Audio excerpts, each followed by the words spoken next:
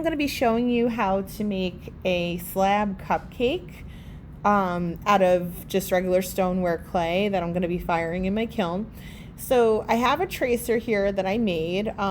If you're an art teacher, I would say prepare some tracers ahead of time, depending on how big you want it to be. Mine's pretty large. Mine's about, well, I would say this is about 7 inches by about 5.5 going this way. So it's pretty big. Yours definitely doesn't have to be as big as this. I thought for the example I would make a big one, but anyway, I want to show you, I had these tracers anyway from a painting project we did, so I thought I could recycle them in this. So what I've done is I have a lot of reclaimed clay here, and I like to make sure I use it. So what I'm going to do first is squeeze it. Just squeeze it really, really tight and roll it.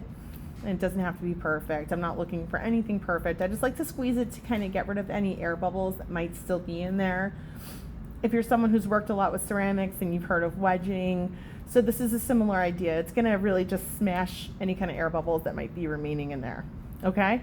This is probably too much clay. This is a lot of clay here. I would say I have about 1.5 pounds, maybe even 2 pounds here. So probably a little too much, but anyway, once I have it into this sort of round shape, I'm going to go ahead and I'm going to smush it down into, I call this a burger patty or a veggie burger patty. So I'm just going to use my hand to smush it. Okay. And now I'm going to continue by rolling it. So I have to really put my body weight on here. Just rolling it out.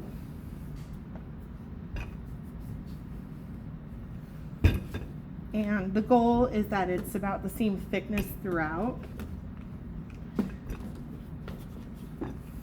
I'm gonna go give this a little flip.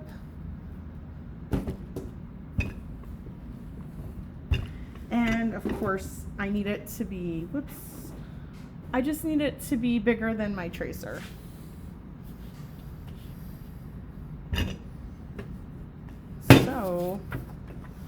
And check it out, it's just about there right now. It's pretty good. All right, I'm gonna go ahead and now I'm gonna carve this out so I can put away my rolling pin. I'm just kind of picking this up to move it before I get started with this. So I usually like to pick the cleaner looking side for the top. I'm just going to place this down. I'm using the paper as my placemat. And now I'm just fitting this in here. And this part I want to do really nice and slowly. And if you have a slab roller, so this would be for like my art teacher friends, if you have a slab roller, this is the perfect project for that, especially if you're doing this with elementary, you don't have a lot of time.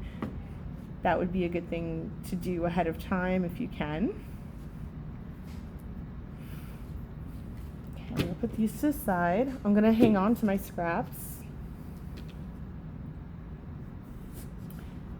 And when we're carving, we're trying to go all the way down to the paper. And you might break your needle tool. It happens. It's no big deal.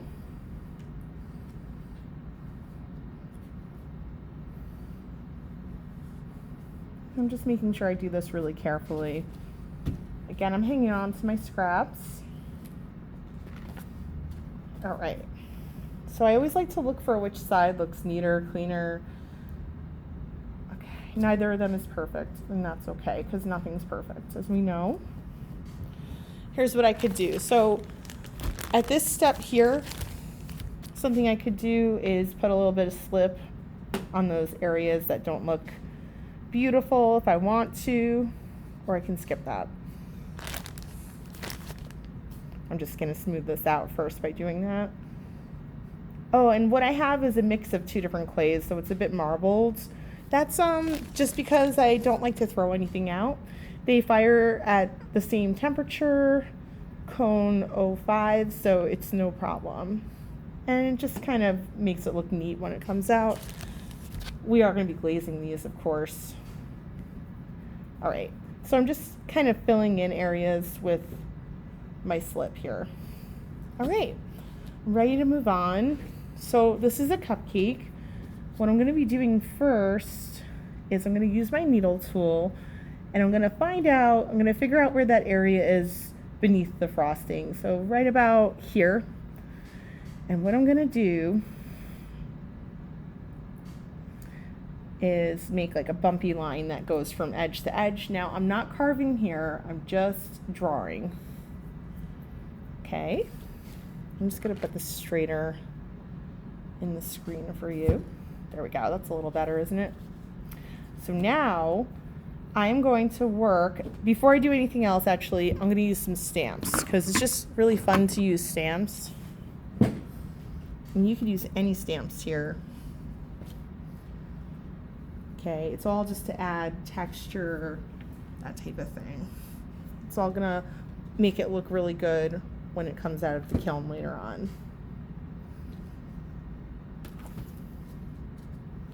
And I know you're probably like, what's she going to do?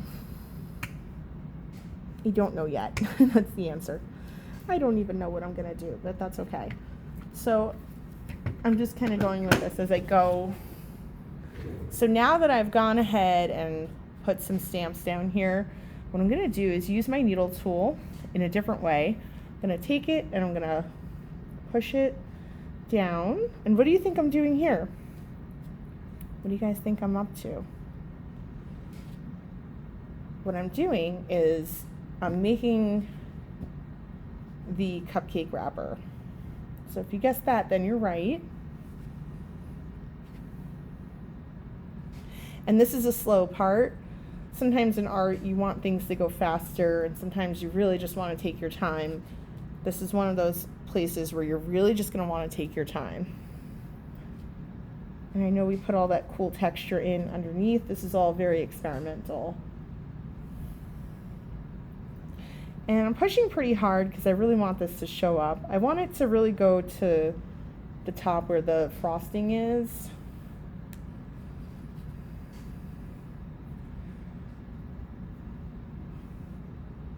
And I'm just going along.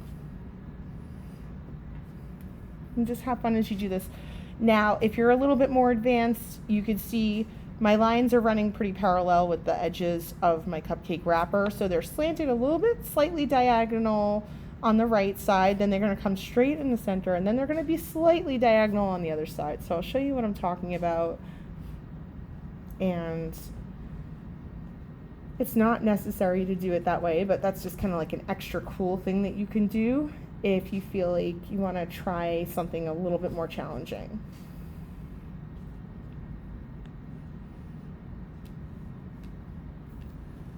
So I'm just going along here. Those stamps are really going to look cool when we're all said and done after this goes through the kiln. So any textured area is going to show up amazing after glazing. And that's why we do it. I know my finger is kind of pushing out some of the stuff we did too. So now I'm starting to go a little bit slightly diagonal, like I was talking about before, with my skewer. And I know I'm losing the shape of this a little bit, so I'm going to go back and fix that in a moment.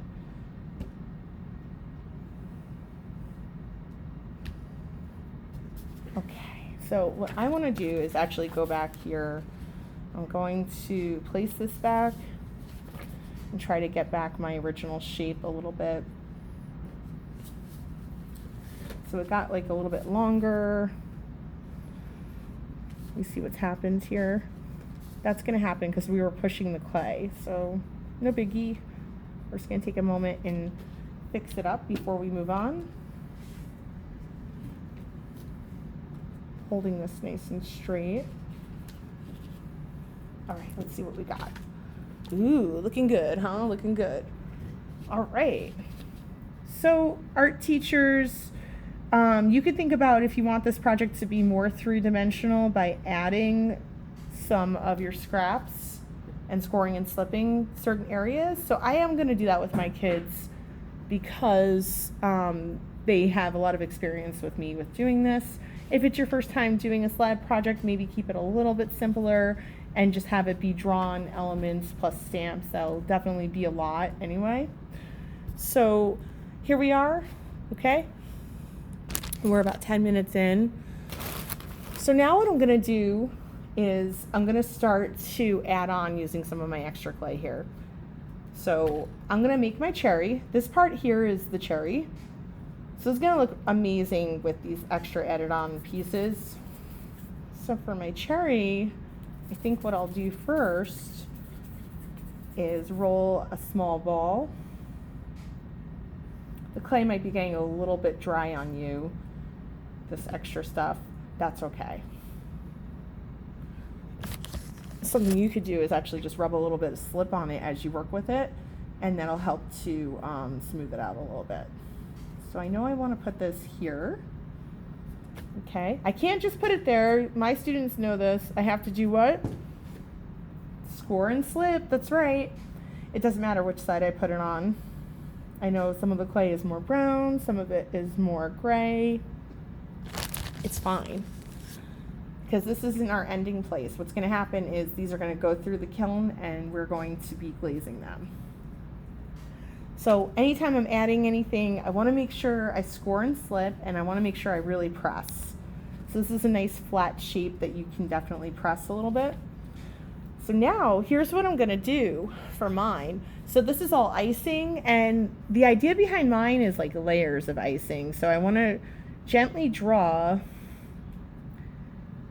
some wavy lines kind of connecting to the bumps. That one didn't really work out. So if you, by the way, you can erase anything you drew in clay very easily just by using your finger. This is why we don't want to carve here. We just want to draw. So maybe I'll put one more here. All right, here's my idea. And you guys are my guinea pigs, because this is the first one of these that I've made. I just kind of had the spark of this idea because I did a cupcake painting yesterday with my painting club, and I just thought of this. So let's see how it comes out, but I think it's going to come out really good. So now that I went and drew these, what I'm going to do is just measure this. Can I just stick that there and expect it to stay? No. Okay, so here's what I'm gonna do.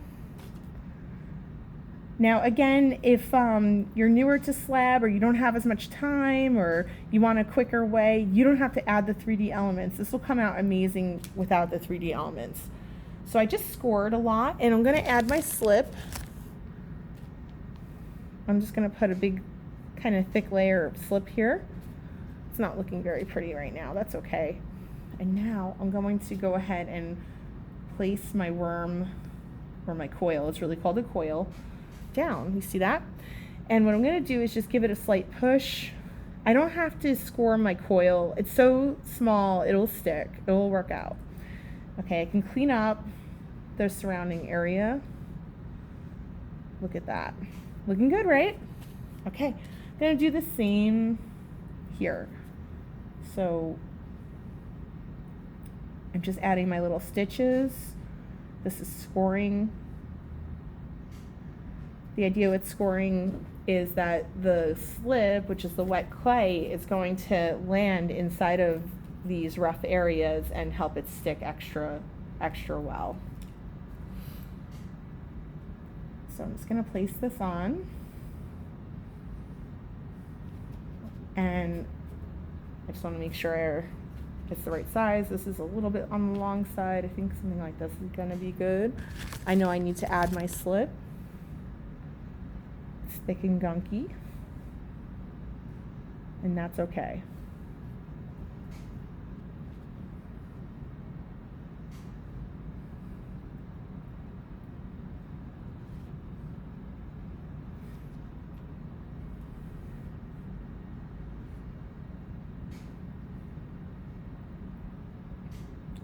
Here we are.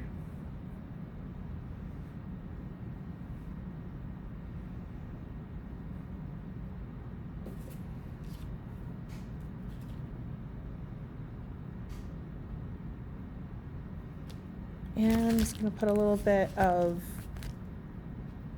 slip right here in this last part. I know I'm making a mess of my mat, that's okay. I'm gonna roll this out. This is a little thick, I've just realized.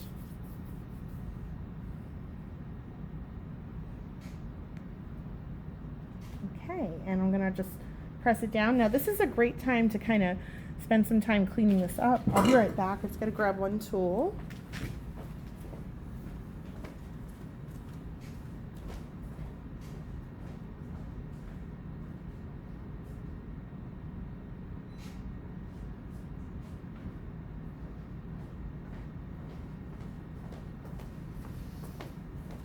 Okay, I'm back. So again, this is a good time for cleaning. Before we do anything else, I just want to take a moment here, and I can use my slip to kind of just clean up anything that's not quite looking right. I think it might be nice to put one more coil right here. I was thinking of leaving it before, and now I think, because you know I'm kind of improvising with this, I think I am going to turn this into a coil here.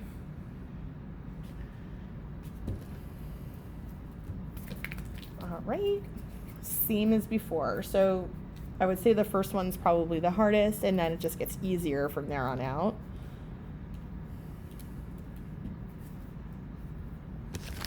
And I'm gonna go ahead and place some slip. I think I want this coil a little thinner. It's all preference. There's no right or wrong. When it comes to art, it's always up to you.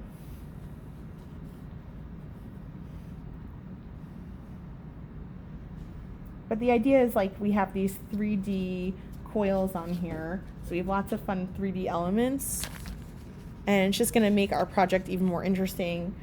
Now, depending on how much time you have, you can kind of end it right around here, or you can continue going. So I'm going to take a moment and just add a little bit of slip to these 3D coils I made, just to kind of smooth them out, because I can see that they're a little bit cracked and crumbly. So adding the slip's a really good idea here before I do anything else. You can also use your needle tool for some of your smoothing. So have some fun here, take some time. Everyone loves the smoothing step, I think. All right. And I just want to make sure these are pressed on really well. My students know that if they don't press their coils on really well, things are going to fall apart in the kiln. And I have had a student or two in the past say to me, oh, but I'm such a nice kid, and will the kiln still explode my clay if I don't, follow directions, or will things just still, fall apart even if I follow directions well? And the answer is, the kiln's a machine. So yeah, if you're not following some of the most important rules, yes, your clay will probably end up exploding, unfortunately. And I always thought that was kind of a cute question. That's why I like to tell everyone. All right, so I'm just using my little tool here, my little skewer. All right, now really the rest is up to you here. Something that I might do to add some texture is just use the back of my needle tool. And that's just kind of fun, isn't it? Doesn't mean I have to do this. This is just one idea. Now I have these. Sophie Clemens, if you're on campus, please come to the front office. Sophie Clemens, please come to the front office. I'm at work, obviously. So I'm just looking for some letter stamps. I think I'm gonna make like a fake word or a fake name on this because it's a sample anyway.